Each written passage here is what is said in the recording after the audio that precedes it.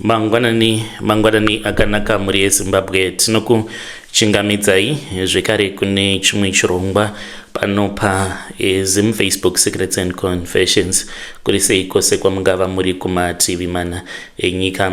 Tadzoka zvekare nemamwe messages rekedzai tibva tapinda mumamessages edu atadzoka takakubatirai. Message yedu yekutanga yakamira sekudai so hanzi makadi zvenyu mukoma ndinokumbirawo kuti munge muchindiposterawo nyaya yangu makavikawo chitupa changu. Ininiwo ndiri mudzimai uye zvekare ndine makore 28 years ekuberekwa. Ndakauyawo muno muSouth Africa mainge muri mugore ra 2023. Ndauya kunoko mukoma zvinhu zvangu zvakatanga kufamba zvakanaka because ndakatotumidzirwa mari neimwe best friend yangu. She is more like a sister kwandiri. Takatanga kuwirirana apo patainge tiri form 5. Saka mishure mekunge ndauya kunoku ndakatombogara naye. Iye anogara neumwe murume uyo waakasangana naye muno mujoni. Ndainge ndisitomborina kana basa nemurume wake, but things then changed. Mushure mekunge ndaenda kuZim. Pandakaenda kuZimbabwe mukoma vatete vakandibvunza kuti ndainge ndichiita basa rei uye zvekare vakandibvunza kuti ndainge ndichiwana mari each and every month. Ndakatomboda kuvanyepera ipapo pavakandibvunza kuti saka kubasa kwako unowana mari. Pane voice rakangotaura neni rikati vaudze mari shoma, but ndakabva ndachizoti kana vatete ava ndikavaudza kuti ndinowana mari shoma, ivo nevana vavo vanokwanisa kuzotanga kundiseka because vane vana vavo malawyer, madoctor. Ipapo ndainge nditori kumba kwavo ndichangoti kuBetrayal. Saka vatete ava mukukura kwedu vainge vari munhu aivhaira zvisingaiti. Taitita zvekutoenda kunokumbira mari mushure mekunge vatombonyima baba, kana kuri kunzi baba vanenge vamboendako vachiti vanenge vachidawo mari yekuti vakwanise kubalansa so that vakwanise kuzotibhadharira maschool fees, but vatete vaikwanisa kungovanyima obva vati uri kundinyepera, vana vako ndakanzwa kuti havachaendi kuchikoro, izvo kunenge kuri kunyepa mukomanashi. Saka taizototi kana kuri kunzi ukazotoenda uri wega, vatete ndopa vaizoona kuti ichokwadi chiri kutaurwa apa. Saka vatete ndo zvavainge vatongori, vainge vari munhu ainge atongori neutsinye pazvinhu zvake zvose izvo zvaainge achiita. Uye zvekare waiti kana kuri kunzi ukaenda pamba pavo uchida mari vaitombotanga vakuudza kuti tanga wasakura kana kuti vokupa mamwe mabasa ekuti unge uchiita. Ndinorangarira apo pakazonyora sister yangu O level painge pasina mari, saka takabva tachizoenda mushure mekunge baba vati vainge vanzi unonyepa kuda mari yekuti unge uchienda kunonwa doro, hausi kuda kuti mwana ange achizoregister for O level yake. Saka takabva tachizoendako kuBetrayal. Tasvikako takatosvika painge patori nevanhu vechurch.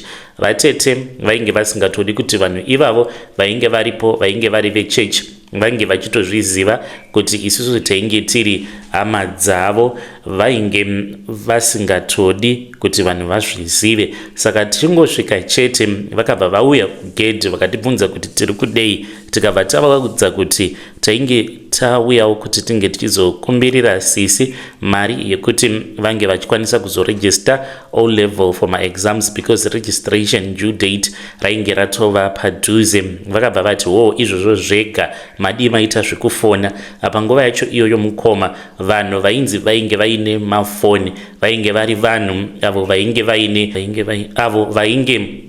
vaine mari. Saka vatete vainge vachitotiseka zvavo ipapo pavainge vachiti madi maita zvekufona, when she knew very well kuti we could not even afford to have a phone panguva yacho iyoyo. Saka vakabva vachizoti endai kugarage uku munotora mapadza, ndoda kuti musakure, plus vanhu vasazviziva kuti mauya kuzondikwereta mari panapa. Takabva tachizotanga kusakura muswere wese wezuva. Guess what we ate? Vakangotiitira kakapu ketea, umwe neumwe akangopiwa tukuma biscuits. Ndo zvatakaswerera izvozvo, takarohwa nenzara. vakazotipa mari mukoma, then ndokubva tachizodzokera kumba. Saka ndozvavaigara vachiita kana kuri kunzi unenge uchida kuvakwereta mari, vaingotsvaka basa rekuti vanotanga vakupa. Saka ipapo ndakurawo ndawanawo basa rakanaka because ndakatoshanda. Mushure mekunge ndashanda mari yandakasevha ndakatosvika nekutotenga stand muHarare. Saka zvakavashamisa kuti wakatoenda kuSouth Africa ukatodzoka nemari yekuti wakatokwanisawo kutotenga stand. Saka Mwari anokuda. Ndo mashoko avakataura ipapo. Vava kundibvunza kuti saka basa racho unoita basa rei, nekudawo kuvaratidza kuti paya ndimi kamaitiseka tiri varombo. Tarisai muone kuti Mwari vari kuita zvishamiso muupenyu hwangu. Saka ndakabva ndavaudza mari yandainge ndichiwana, vakashamisika. Mumwe mwana wavo musikana akati mari iyoyo yamunotowana isusu ngatimbowani mari yakawanda kudaro mainini, even though I am a lawyer. Saka makatopinda machena.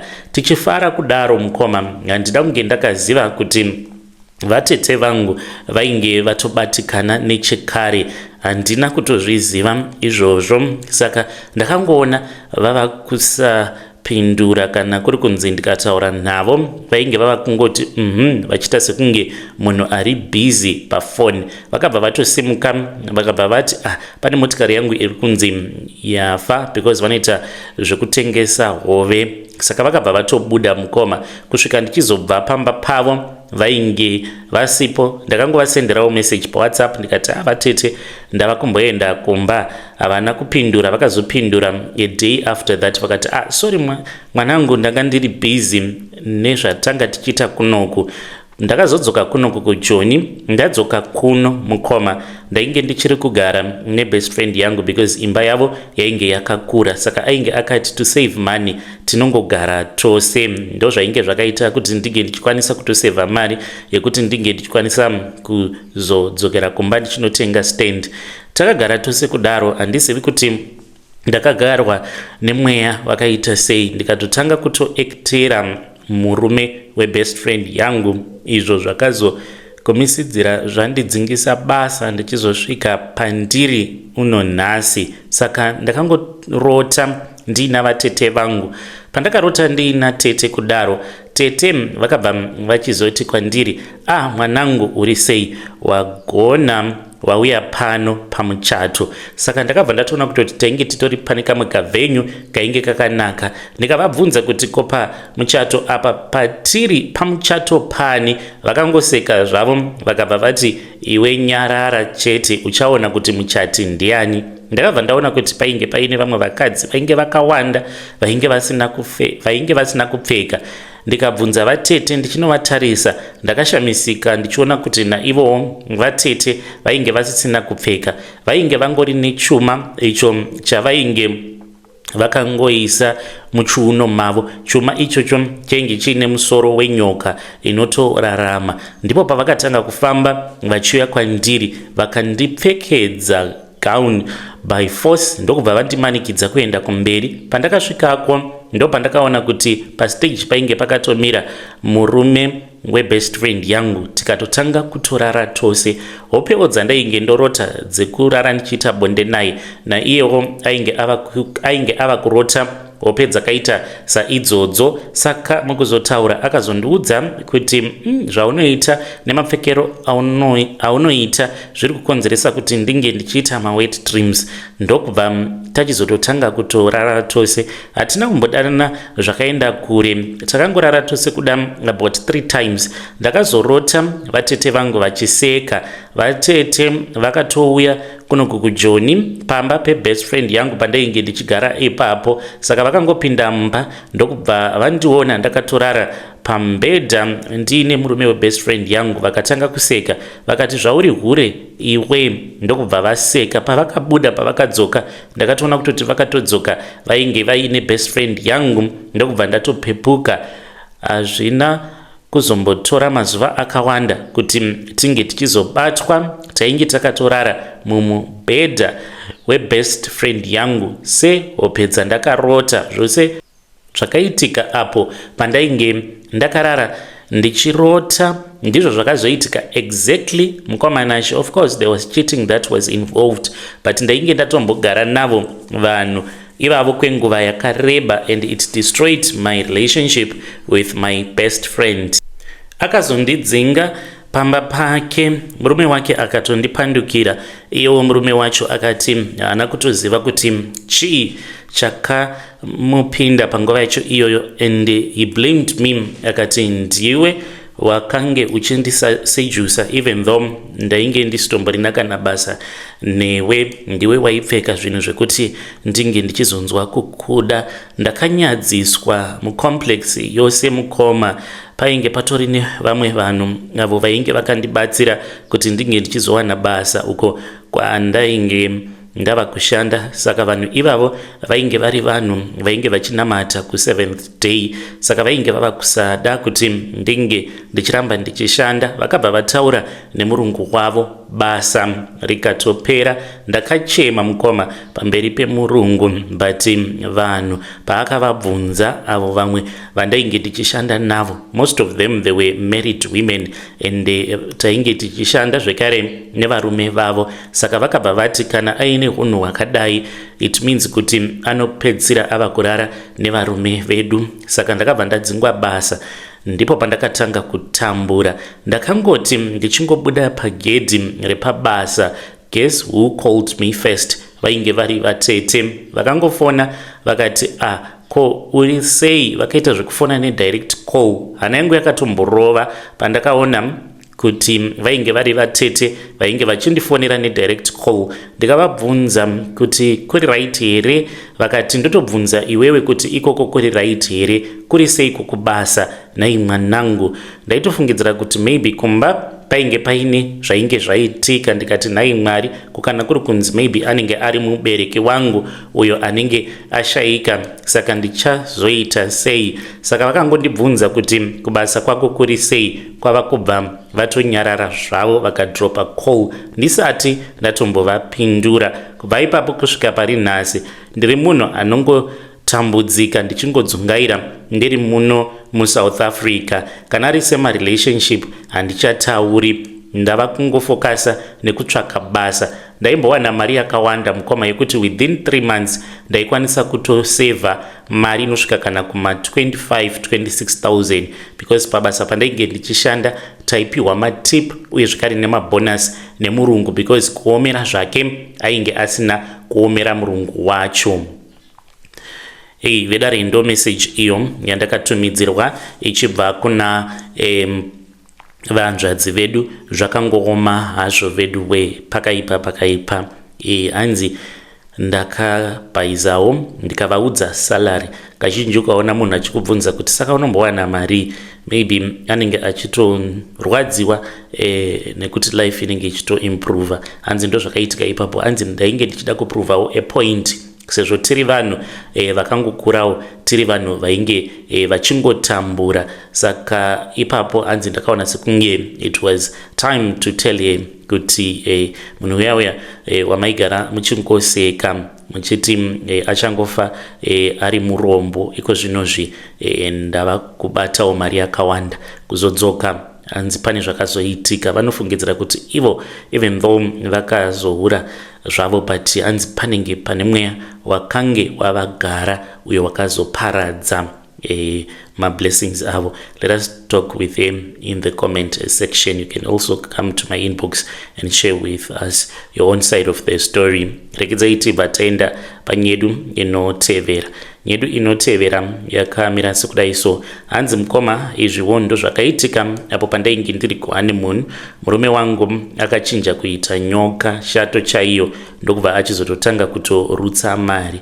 Makadi yenyu brother Nashi zvenyu, wishing you a Merry Xmas. Ndauyawo pano neconfession yangu that I only told imwe friend yangu uyo wandichati Tandi ndiye akaita kuti ndinge ndichizoroorwa nembinga iyo yakazova murume wangu. Ndinoda kukuudzai kudanana kuzoita pamuviri nekuchata kwatakaita tose. Zita rangu muchanditi Evelyn, ndiri mukadzi uye zvekare ndine makore 42 years ekuberekwa.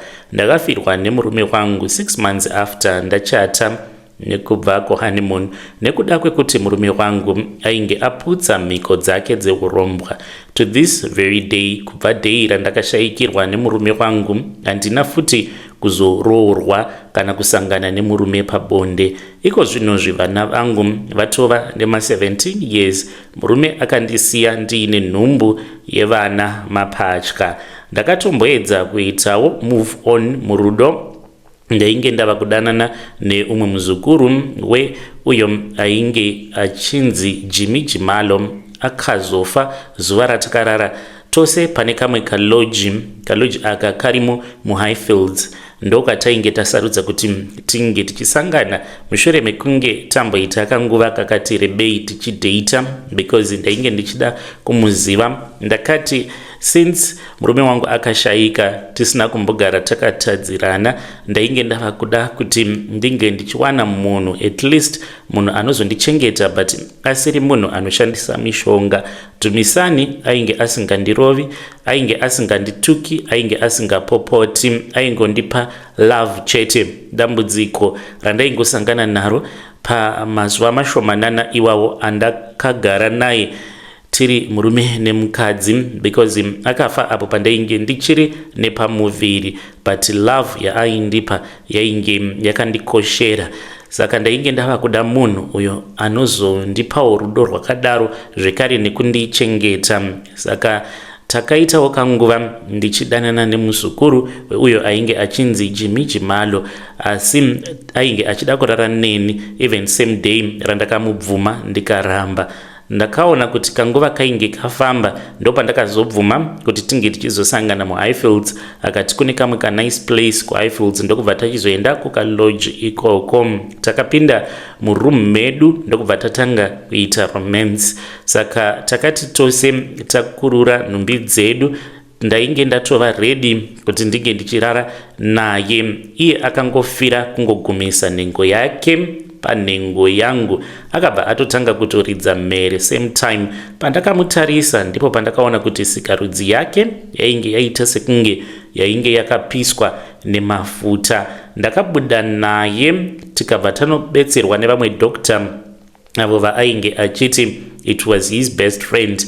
Doctor ivavo vainge vachigara makaremo muHighfields. Sezvo wainge watova usiku, akati it's too late, ndiri kurwadziwa kana ndikaramba ndichidriver kudai, because aitodriver achitochema achiti ndiri kunzwa kutsva. Saka takaenda ameno mapiritsi awo avakamupa, akati ainge ava kunzwa sekunge zvainge zviri nani. Saka akangoramba ongorwara. He kept it as a secret. Iye akabva achizotanga kufamba ari ega asingadi munhu kuti ange achizviziva. Akazondiudza kuti mukufamba kwaainge akaita rwainge rwuri rukawo rwandainge ndakaiswa nelate husband yangu. It is a long story mukoma. Akatombonzi kuti ange achikwanisa kupora, ange achikwanisa kubviswa rukawo rwacho irworwo, ainge achifanira kuti ange achichekeresa amai vake kana mwana wake kuti ange achizopora. Zvakazosiyana soon after that. Abva kuChipinge, akati abva kuChipinge akabva achizouya kumba kwangu. Paakauya kumba kwangu mukoma, ndakaona munhu ainge aine kangoma. Akasvika pamba pangu kwainge kuri kuma 2 am, aine kangoma kake ikako, uye zvekare ainge aine bute nemicheka yakasiyana siyana. Auya nezvinhu izvozvo akabva anditi zvainge zviri zvinhu izvo zvaainge akanzi aifanira kuti ange achizoshandisa. Ainge akanzi ngoma aifanira kuti ange achizoiridza kuzonosvika mumhuri mavo muchizonofiwa, ndiko kuti rukawo urwo rwainge rwuchimutambudza rwunge rwuchizobva paari. Ndikati saka ngoma yenyu yamauya nayo mukuda kuzoita sei nayo pano? Akabva ati pano ndinoona sekunge ndipo pari free, because zvinhu izvi handifaniri kuti ndige ndichizozviita ndiri kumba, nekuti mukadzi anozondibvunza kuti ko mava kungogara muchingoridza ngoma kwakanaka here? Saka ndotoiridzira pano. Ndikati izvozvo ini handidi, because kangoma ikako kainge kakazara neropa mukati. Apa ainge akanzi ainge asingafaniri kuzorora kukaridza kangoma ikako aifanira kungozorora nekungodya chikafu uye zvekare nekupota achienda kunozvibetsera. Kana apedza odzoka futi achizoridza kangoma ikako, kana mudzinza mavo mazofiwa iye apora obva achizodzosera kangoma ikako. Saka takarambana nekuti ndainge ndisingade zvinhu zvakadaro pamba pangu, even though ainge achiti ndiwe wakakonzeresa. Saka ndakaona kuti izvozvo pamba pangu ndainge ndisingazvidi uye zvekare ndainge ndisingachadi kuti ndirambe ndichingodanana naye nekuda kwezvainge zvaitika. Saka after tarambana ndakamboedza zverudo, asi ndakaona kuti ndingaurayisa vanhu vakawandisa ndikabva ndachizozvidzidzisa kuti ndinge ndichingogara ndiri ndega. Saka pandakasangana naDhumisani, it was through Tandi mushure mekunge andiudza kuti aiva this other guy uyo ainge akabva mukufirwa nemukadzi wake, and he was looking for a very good woman. Akati ipapo paakaudzwa naDhumisani kuti he had been looking for a very good woman, all that she had thought about was me. But Tandi akaramba kundiudza kuti mukadzi waDhumisani ainge akafa achita zvekurumwa nenyuchi. Mushure mekunge ndamubvunza kuti is he not married, akati no, iye akatoshayikirwawo nemukadzi wake. Ndikati mukadzi wacho akafa sei? Akangotsenga mumukanwa, haana kuda kuti ange achizondibudirawo pachena. Saka Dhumisani uyu ainge ari mundevele but ainge akakurira muHarare. Saka akazoti akura akazotanga kuita maconnection nehama dzababa vake nehama zvekare dzamai vake. Saka kuzotsvaka kwaainge ava kuita hama dzababa nehama dzaamai, it was not because he wanted to get connections navo, no, it was because dzaiva mhiko dzaainge akapiwa idzodzo nababa vake vasati vashayika. Dzainge dziri mhiko dzekuti kana afunga kana kuri kunzi akaona sekunge business iro ravainge vakamusiyira rematrack zvinhu hazvichafambi zvakanaka, aifanira kuti ange achitsvaka hama. Vainge vakamuti kana zvava kusafamba unotsvaka hama dzangu, asi wose waunenge washanyira unofanira kuti unge uchizosiya ivhu repaguva rangu. Kana ndafa kuti unge uchizokwanisa kupfuma, uchapfumiswa neivhu iroro iro rauchanosiya pamisha yehama dzangu, asi ivhu iri haufanire kuti unge uchizoonekwa uchiriisa pamisha pehama kana kuti pamba pemunhu. Iye Dhumisani akabva achizoti zano nderipi, kwava kubva ati ndonotaura hangu nehama dzangu dzinge dzichizonditsvakira mukadzi wekuroora. Akabva aita saizvozvo, kwava kubva ataura nehama dzababa vake. Akapinzwa mumusha akabva achizotsvakirwa mukadzi wemuvillage umo mainge makaberekerwa amai nababa vake. Idzo hama hadzina kunge dzakaziva kuti pano tava kutoparara, tava kutopedzwa nemukomana akatouya nemisheni yake. Saka akazoroora musikana uyo waainge akatsvakirwa. Musikana waakaroora ainge achinzi Amanda, naAmanda vakaita mwana 1 uyo atova nemhuriwo yake, atori nemwana wake uye zvekare agere pamba pangu. Chakaita kuti ndinge ndichizomutora mwana ainge anzwa nekungosemwa nemurume, achirohwa nemurume, ende arisi dambudziko rake, inhau yezvinhu zvababa vake izvo zvinokonzeresa kuti ange achizosemewa nemurume wake. Saka agere pamba pangu anotongotambudzikawo zvake Amanda uyu. Saka amai vake Amanda vakabva vachizotanga kushandisiwa naDhumisani nekusaziva. Vaipiwa ivhu rinenge rakakangwa pamoto, asi aitanga apisa matombo obva achizotora matombo aya aanenge apisa.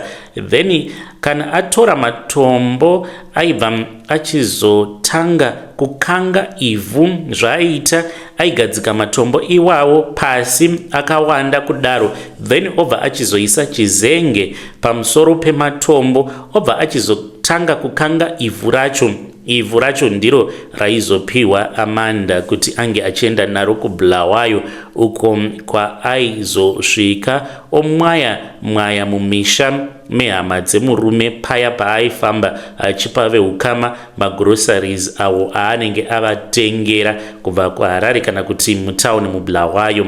Iye Amanda haana kana chaainge achimboziva kuti pano ndiri kutongoshandisiwa. Iye ainge akaudzwa kuti mashona andinoshanda nawo anondizonda, havadi kuti ndige ndichizowana macontract, saka tora ivhu iri wonorisiya kumusha, wodzoka nevhu iro raunenge watora kumusha ikoko, ndiro richandichengetedza. Asi ivhu iro raizobva naAmanda kuBulawayo, Dumisani aizongorirasa sekutaura kwake, aiti rainge riri ivhu rainge risingatomboshandi risina kana basa, saka aitongorirasa sezvo raisava nebasa zvaro.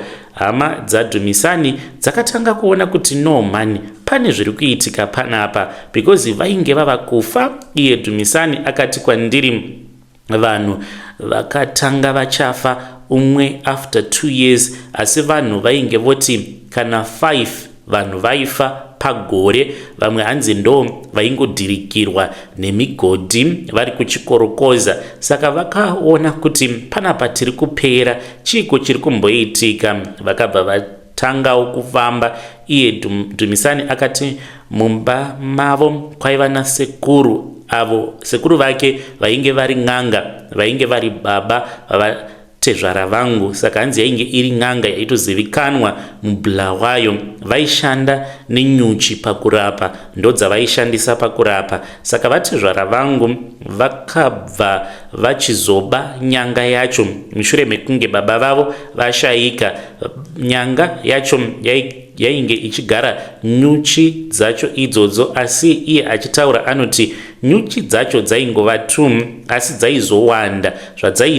Dzaiti kana dzikatumidzirwa kwauri, kana ukauraya 1 zviya, wairova ikafa, hanzi dzaita 5 pa1 yaunenge wauraya, dzichiramba dzichingowanda kusvika dzava 1000, as long as uchingoramba uchingodzipuma uchidziuraya. Yaunenge wauraya ndiyo vainge vava kushandisa nyanga iyoyo.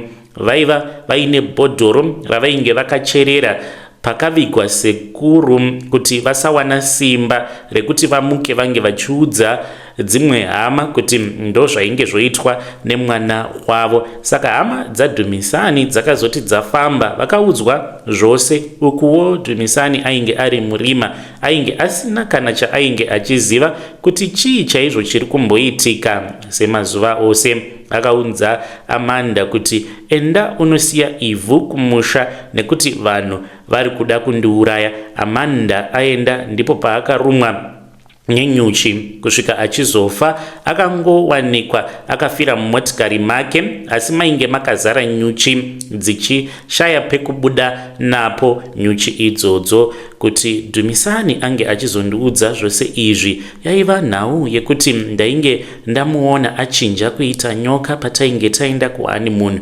Usiku hwekutanga tiri kuhoneymoon, takati tiri kuhoneymoon kudaro zvose zvainge zvakarongeka, but by 3rd day aingondiita rough ndisingachazivi kuti dambudziko rangu rainge ringe rimbori rei chaizvo. Ndainge ndisingachanzwisisi kuti ko chii chainge choita kuti ange achingogara akandigumbukira kudaro. Ndakatanga kuzvitongesa kuti kazi handisi kumunakira here. It was really painful zvaainge achindiita. Ainge asingachandibati, ainge ava kurara akangotarisa zvake rimwe saidi asingadi kana kunditarisa. Zvainge zvakaoma, but chekuita painge pasisina. Aingomuka pakati peusiku achibuda panze kwenguva refu. Aizoti zviya kana ava kudzoka aizodzoka aine kakunhuhwa mishonga, ende ainge asingatauriki naye zvachose nekuda kwerafu yake. Aiti ndikataura naye aingondipindura rafu, ndozvega zvaainge achingogona izvozvo. Then the night pazvakazoitika ndakamuka ndikanzwa kuti ndakamuka ndikaenda kubathroom ndikaona kuti ainge achirutsa. Ndakataura naye asi handina kupiwa mhinduro, aitongondidzinga achishandisa masign languages. Ndakazoti ndadzokera kunorara ndatotsamwawo ndikati ndaneta nekuramba ndichingoitwa chikorobho nemunhu uyu, kana asina basa neni hazvina hazvo basa, ndichawana umwe murume anondida. Ndinzwe saundi yacho yakaramba ichingoenderera mberi, munhu achirutsa, but saundi yacho yakachinja.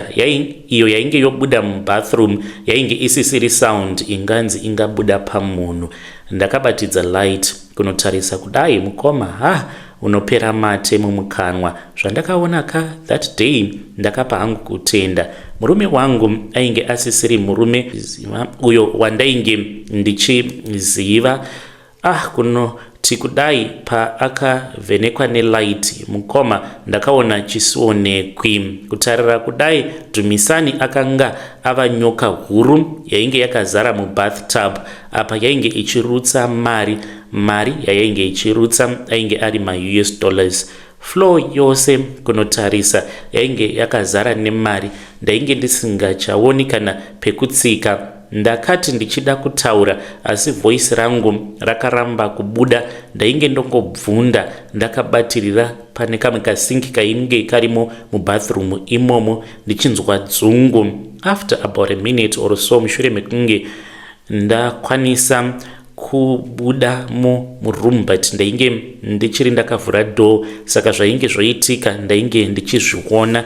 Nyoka iyi yakatanga kudzikira zvishoma nezvishoma, ikachinja zvekare, yakadzoka akava dhumisani futi. Akasimuka akaenda akanogara pambedha akanditarisa. By then ndainge ndongodedera ndichitya nekuda kwezvose izvo zvandainge ndaona zvichiitika. Akangoti kwandiri, welcome to the family. Akatongorara hake sekunge painge pasina kana chainge chaitika. Ndakangorara ndakamira that day. Mangwana acho ndipo paakazotanga kunhonga mari achiseka achiti, ndibetsere mhani, ndiyo mari chakuchengeta iyi. Asi ndainge ndichitya. Akandiudza kuti ndidzo mhiko idzodzo dzemumhuri mavo, but at that time akanditi imhiko dzemudzinza. Saka takazodzoka, but ndainge ndichingodedera nekutya nekuda kwezvandainge ndaona zvichiitika mukoma. Saka takazoti tadzoka pasisina kutaudzana. Ndainge ndoda divorce asi ainge achiti kwandiri, kana ukangobva pandiri uri kufa iwe. Tadzoka kuZimbabwe takagara, asi ainge ava kungogara achingorwara. Akati, iwewe kwandiri, iwewe une nhumbu yawakatakura. Nhumbu yacho wakatakura matwins, pakati pavo 1 kana wazozvara unomubatisa katanda aka. Akadaro achindipa kamwe kamuti ako kaakati unofanira kuti unge uchizobatisa mwana uchingobva kumuzvara, ndiye achazonditoredzera kana inini ndazofa. Saka iye akazoshayika mushure mekunge andiudza zvose izvozvo. Ndakazozvarira kuprivate clinic. Pandakapiwa vana, mwana ainge ari mudiki pamapatya avo andakazvara ndiye wandakabva ndachizobatisa. Kamuti kacho kakabva kanyangarika mushure mekunge mwana akagamuchira. Saka mwana uyu atoriwo nedambudziko gurusa, anotodawo kutobetserwa zvekare mukoma. Anoitawo zvainge zvichiita baba vake zvekuchinja kuita nyoka. Paainge achiri mudiki ndaiti zvina basa, ndo panobvawo mari inotiraramisa. Asi vana vangu vari kukura, ndanga ndiri kuda kuvasunungura kusanganisira nastep daughter wangu, but pekutangira mukoma handina ukuota ndi ainge achinditi usambofa ukaudza munhu zvakaitika maenda kuhoneymoon, nekuti kana ukaudza hama dzako vachakuti iwewe uri muroyi, because kwedu kwakazombofiwa zvisingaiti mukoma. Ndakazombotsvaka madzisekuru adhumisani vanobva kunonzi kuEsgodini, but pandakaendako ndakapiwa cold shoulder. Pandakaendako ndikatongoona kuti vanhu ava havadi kuti vange vachindibatsira, even though ndainge ndisati ndatombovaudza kuti ndo zvainge zvandiunzawo izvozvo pamba pavo. iniwo wacho nditori nezvikukutu zvinondinetsa, asi wekuturira handina. Ndakambonotaura naye Dhumisani, ndakaenda paguva rake ndikatanga kuchema ndichimuudza kuti ange achindibetsera kuti zvinhu izvi zvinge zvichingopera, asi chakabuda hapana, handina mhinduro yandakawana. Iyewo akasiya andiisawo rukawo rwekuti uyo anenge ada kurara neni anotsva nhengo yake. Zvese ndinazvo, imba yakanaka ndinayo, chishuviro chekusunungura vana nekuwana murume chinondibaya. Mufunge zvenyu mukoma siku nesikati. Vedare ndo message iyo yandakatumidzirwa ichibva kuna vahanzvadzi vedu, zvakangoma hazvo vedu hanzi zvose ndinazvo, imba yakanaka, mari, but mari inoita zvekurutswa nemwana wavo. Strange things indeed they do happen in this world. Ngatizamei kuti tinge tichitaura navo mucomment section. Vahanzvadzi vedu ava zvakangoma hazvo vedu rekedzai tibva taenda panyedu inotevera. Nyedu inotevera yakamira sekudai so. Hanzi makadi zvenyu mukoma, ndinokumbirawo kuti munge muchindiposterawo nyaya yangu makavikawo chitupa changu. Ininiwo ndakabva kunoromba masvondo adarika awo. Handizivi kuti sei n'anga dzichikupa mhiko dzakaomarara kudaro. Saka mhiko dzandakapiwa mukoma mushure mekunge ndaenda kunoromba ndedzekuti handifanire kuti ndinge ndichizoonana naamai vangu. Zuva randinongoonana navo amai ndiko kufa kwavo kwavanobva vatoita. Uye zvekare kuti ndirambe ndichinzi ndine mari, ndinofanira kuti ndinge ndichizouraya vana vangu after each and every 5 years, nekuti ndakanzi mari iyi ndichangoiita kwemakore 15 kana kuti 20, depends nekuti ndinenge ndapiwa pakadii naSatani. Sekuru ivavo vakatondiudza kuti vanoshandira Satani, havana kana kutombondivanzira, vakangoti inini ndinoshandira Satani muzukuru. Saka anokwanisa kukupa, sezvo uine vana vatatu, 5 years pamwana, 5 years pamwana kusvika 15 years dzakwana, then kana akada anozokupa mamwe makore 5 ekurarama, zvichireva izvo kuti ndasara ndiine 20 years ndiwo makore andasara nawo ekurarama. Saka nyaya yandiunza pano mukoma Nashe, nditori nestress kutaura kudai. Ndinogara ndichingozvibvunza kuti saka zvinobetserei kuti 1 ndinokwanisa kuurayisa mubereki wangu, 2 vana vacho vose avo vandakakwanisawo kupiwa nedenga, vana vacho vose ndobva ndanzi ndavauraya. Zvinobatsirei nhai mukoma? Should I go ahead with this kana kuti ndongodzokera hangu kuchechi? Kuchechi kwacho ndine chinzvimbo. It's not like ndine chinzvimbo chekuti ndinototongawo muchechi, kwete. It is just a normal duty role that I have in church. But ndikuona sekunge zviri nani kuti ndirambe ndichingonzi hangu handina mari, but kushainirwa ndo kuri kukonzeresa kuti ndinge ndichiva nepfungwa idzi dzisina kunaka dzandiinadzo dzakatondibata nezvandakaita apo pandakaenda kunoromba. Dai kwainge kusiri kuvhairirwawo nevanhu zvimwe kudai, ndingadai ndakatoitwa kana elder muchechi, but handina kana motikari, handina kana chandiinacho. Saka muchechi vanotongondiona sekunge ndiri chinhu chistomborina kana basa zvachose. Ndiri kudawo advice kubva kune vedare renyu. When you post my story, please tell me, ndichange ndichizotevererawo ndiri mucomment section. Vedare ndo message iyo yandakatumidzirwa ichibva kuna mukoma vedu avo vari kuti ivo muchechi hanzi he has been watching vamwe vanhu vachitosimudzirwawo kubva pane mamwe mapositions vachitonzi vatova maelders nekuda kwekuti vanenge vaine zvikwanisiro, but ivo nekuda kwekuti hanzi handina chandiinacho, handina mota, handina anything. Saka hanzi kunyange zvikanzi paringe pachida kuitwa program yemuchechi, hanzi tinotodipendawo pane vamwe vanenge vaine motikari dzavo. Saka kuti ndinge ndichizonzi ndinenge ndiriwo mutungamiriri wemuchechi ndisina kana anything chandinenge ndiinacho, hanzi hazvingambobatsiri ende hazvimeki sense. Saka ndo nyaya yavo iyo yavainayo vari kuti vakapiwa mhiko dzekuti vanorarama kwe15 years each and every 5 years panenge pachifa mwana ndiko kutenga kwavanenge vachiita upfumi. Saka havasi kuziva kuti voita sei.